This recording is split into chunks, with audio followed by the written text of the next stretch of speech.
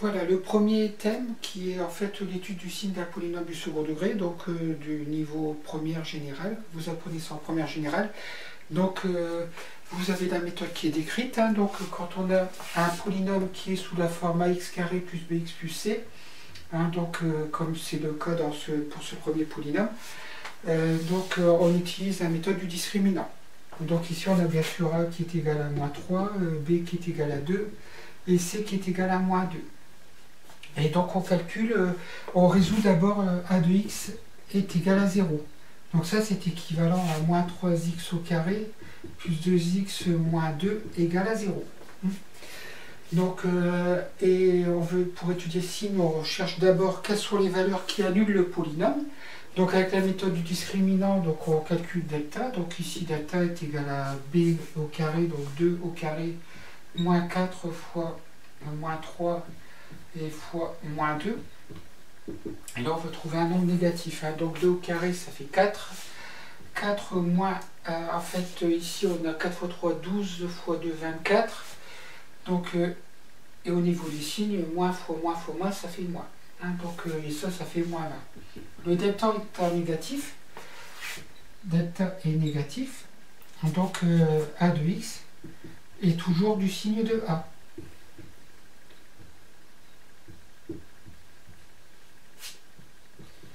Donc de A, donc le A qui est égal à moins 3, donc en fait A de x est toujours négatif.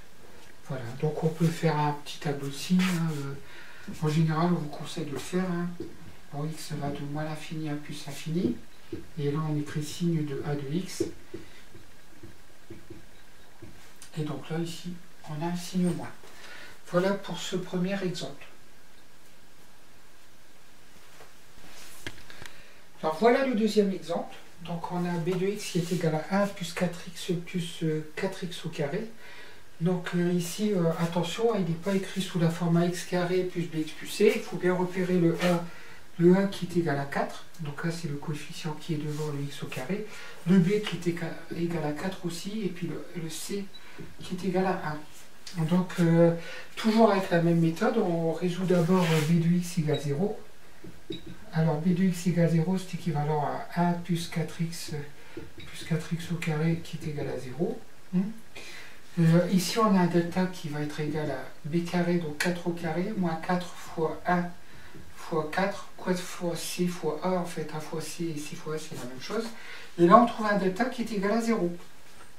Donc delta égale à 0, donc l'équation ici admet une solution. Cette solution, on la note x0, qui est égal à moins b donc, sur 2a. Donc moins b sur 2a, ça fait moins 4 sur 2 fois 4.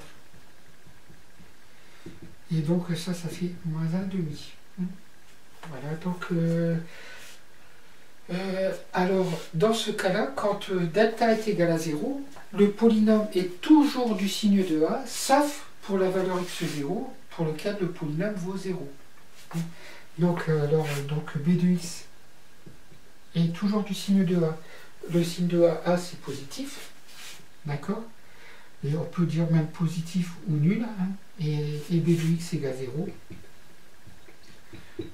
Donc si x est égal à moins 1 demi.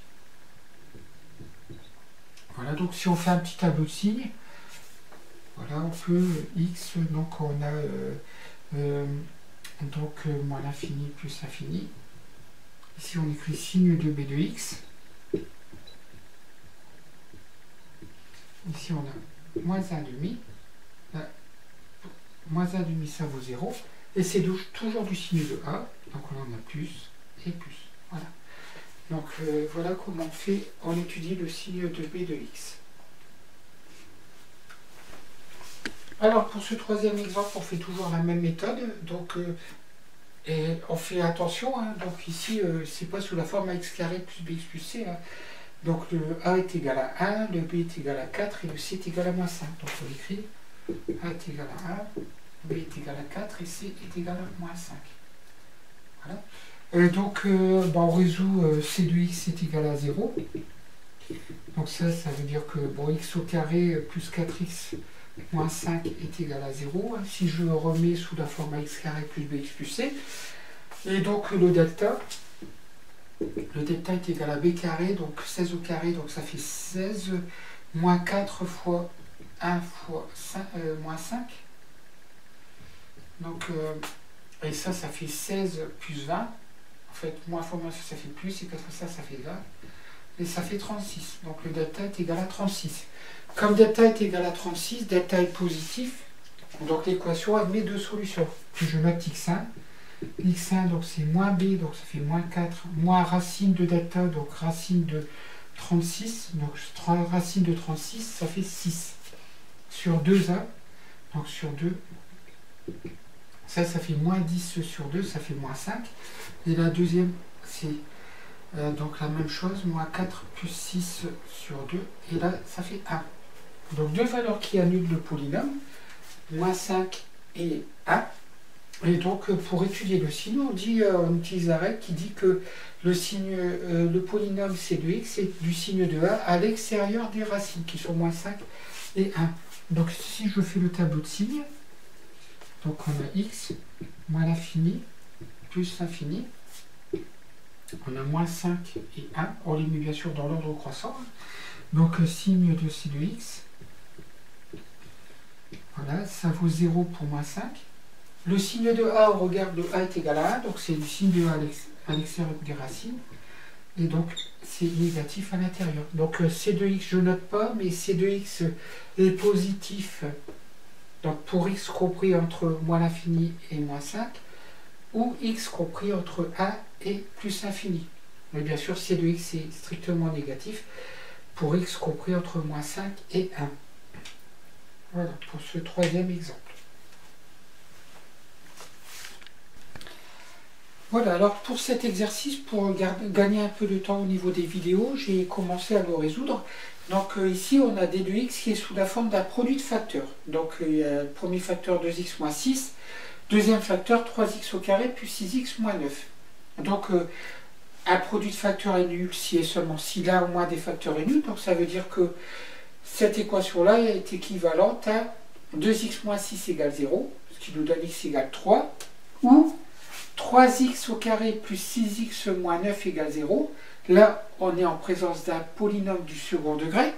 Donc, on fait toujours la méthode du discriminant, avec un delta qui est égal à 144 et deux solutions. La première c'est moins 3 et la seconde c'est 1. Donc j'ai été vite parce que ça, vous savez largement faire depuis longtemps. Donc maintenant, on doit étudier le signe de d de x. Donc on doit mettre les trois valeurs qui annulent le polynôme dans le tableau.